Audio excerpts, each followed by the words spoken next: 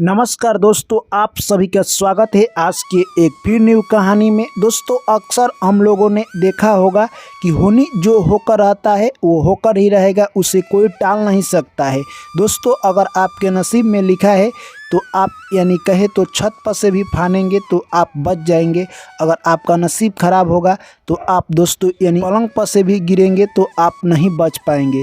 दोस्तों, इसी को होनी कहते हैं। अक्सर होनी के जाल में हर इंसान फंसा हुआ है। तो दोस्तों, चलिए कहानी को शुरू करते हैं। उससे पहले जो भी मेरे प्यारे साथी भाई एवं बहन और दर्शकगण चैनल पर पहली बार आए हैं, चैनल को सब्सक्राइब कर लीजिए मेरे दोस्त, क्योंकि दोस्तों आप लोग जैसे ही सब्सक्राइब करते हैं, हम जब भी कहानी डालते हैं सबसे पहले आप लोगों के पास पहुंचता है। तो चलिए कहानी को शुरू करते हैं। एक प्यारा सा गांव था दोस्तों। उस गांव में एक राजा रहा करते थे, जिस दोस्तों राजा का नाम यानी कहे तो राजा भोज था। दोस्तों, राजा भोज यानी कहे तो अपनी राजा के लिए लोकप्रिय थे। यानी दोस्तों राजा भोज ऐसे राजा थे जो कि हर किसी इंसान की समस्याओं के बारे में वो खुद जानते और उनकी हेल्प करते। यानी कहे तो दोस्तों वो भेष बदल कर हर आम आदमी से मिलते और उनके बारे में जानते। अगर उन्हें पता चलता कि ये किसी समस्या से उलझे हुए हैं तो उनको समस्याओं का वो हल करते। एक दिन की बात है, राजा भोज एक पंडित महाराज के घर पहुंचते हैं और जैसे ही वो घर पहुंचते हैं तो देखते हैं कि पंडित महाराज के घर खाना नहीं बना है और पंडित महाराज बैठकर रो रहे हैं। तभी राजा भोज कहते हैं कि आपके साथ बहुत बुरा हुआ। तभी पंडित महाराज कहते हैं कि मेरा तो कोई लड़का भी नहीं है और बुढ़ापे का सहारा लड़का होता है। आज देखिए हमारे घर खाना नहीं बना है क्योंकि हमारे घर कुछ भी पैसा नहीं है। तभी राजा भोज कहते हैं ठीक है, आपको कुछ सोने की सिक्के और चांदी के सिक्के मैं भेजवा दूंगा। दोस्तों, वो उसी शाम को सोने के और चांदी के सिक्के कुछ भेजवा देते हैं। और दोस्तों, जैसे ही रात होती है, रात में राजा भोज जैसा एक व्यक्ति आता है और उस पंडित महाराज से जो भी सोने और चांदी की सिक्के दी गई थी वो मांग कर लेकर चला जाता है।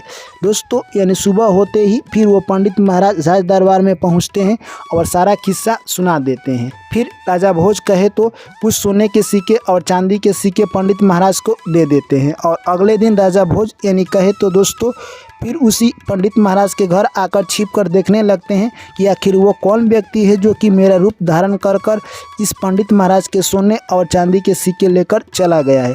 तभी देखते हैं कि एक व्यक्ति राजा भोज के जैसा रूप धारण किया था और पंडित महाराज के घर आता है और उनके संदूक में से वो सोने और चांदी के सिक्के निकाल कर लेकर चला जाता है।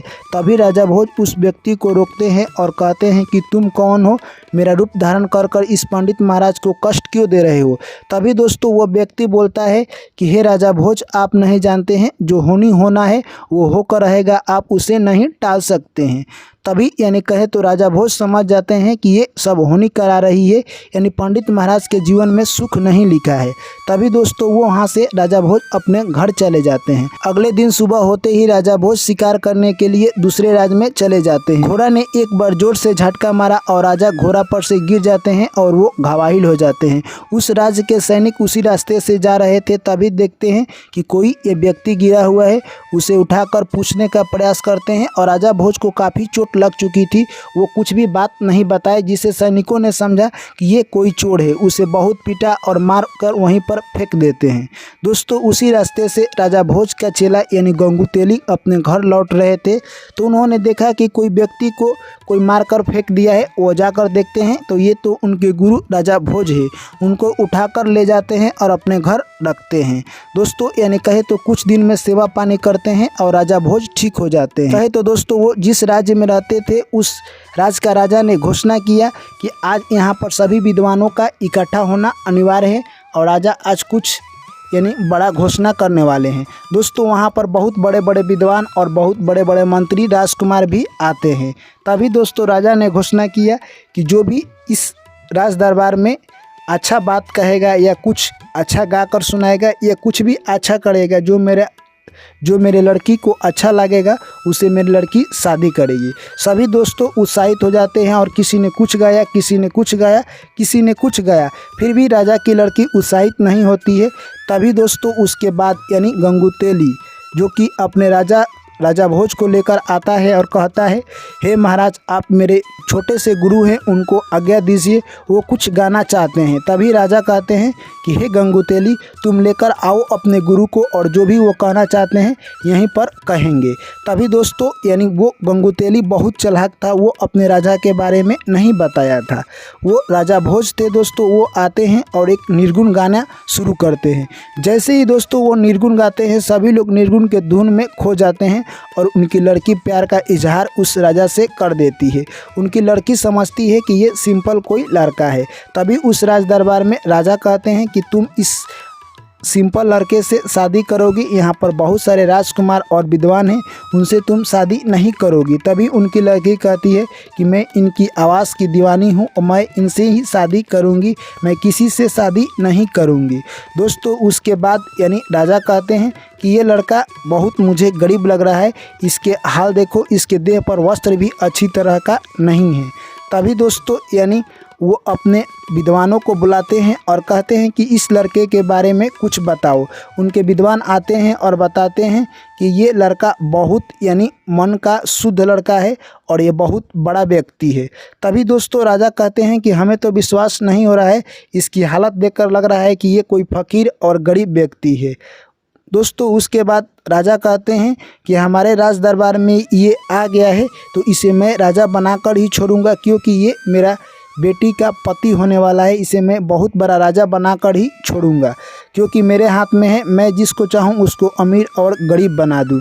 दोस्तों उतने में ही राजा भोज यानी जो गरीब व्यक्ति का रूप धारण किया था वो कहने लगा यानी कि होनी बड़ा प्रबल है, हे राजन, आप उसके सामने घुटने टेक सकते हैं। आप क्या कहते हैं, आप मुझको अमीर बनाइएगा? आप अपने आप को भी अमीर नहीं बना सके और आप मुझको अमीर बनाने की बात कर रहे हैं। दोस्तों उसके बाद राजा गुस्से में आ जाते हैं और कहते हैं कि तुमने ये क्या कह दिया, मैं तुमको चाहूँगा तो इसी वक्त अमीर बना सकता हूँ। तभी दोस्तों वो व्यक्ति कहने लगा, ऐसा कभी नहीं हो सकता है। तभी राजा कहते हैं कि क्यों, तुम इस वाक्य को मुझे अच्छी तरह से समझाओ। तभी दोस्तों राजा भोज जो थे यानी गरीब व्यक्ति का रूप धारण किए थे, राजा से कहने लगे कि होनी बड़ा प्रबल है, इसे कोई टाल नहीं सकता है। मैं भी एक राजा हूँ जो कि इस वक्त आपके शरणों में पड़ा हुआ हूँ, एक गरीब व्यक्ति बनकर। आपको पता नहीं है, मैं खुद राजा भोज हूँ जो कि इस धरती का सबसे बड़ा मैं राजा हूँ और फिलहाल आपके चरणों में मैं पड़ा हुआ हूँ। ये सब होनी करा रही है, होनी के आगे किसी का नहीं चलता है। एक पत्ता भी हिलता है तो भगवान के मर्जी से ही हिलता है, भगवान चाहेंगे तो वो पत्ता भी नहीं हिलेगा। राजा ये होनी बड़ी प्रबल है।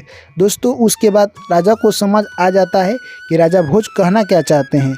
उसके बाद यानी कहे तो राजा अपनी लड़की की शादी राजा भोज से कर देते हैं और कहते हैं कि तुमने मेरी आंखें खोल दी, होनी जो कराती है वो होकर ही रहेगा, इससे में कोई मनुष्य बाधा नहीं दे सकता है। अगर कोई मनुष्य बाधा देना भी चाहता है तो वो रास्ते से मिट जाएगा, इसीलिए होनी होकर आती है, होनी को कोई भी टाल नहीं सकता है। दोस्तों यह बात जैसे ही राजा भोज राजा को सुनाते हैं, उनकी आंख के पर्दा हट जाता है और अपनी लड़की का शादी कर राजा भोज को विदाई कर देते हैं।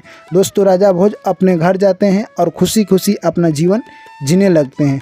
और राजा भोज सभी मनुष्य को एक संदेश देते हैं कि हमें ज़िंदगी में कभी भी उदास और ज़्यादा खुश नहीं होना चाहिए, क्योंकि ज़िंदगी का एक पैटर्न होता है, ज़िंदगी अपने पैटर्न पर चलती है।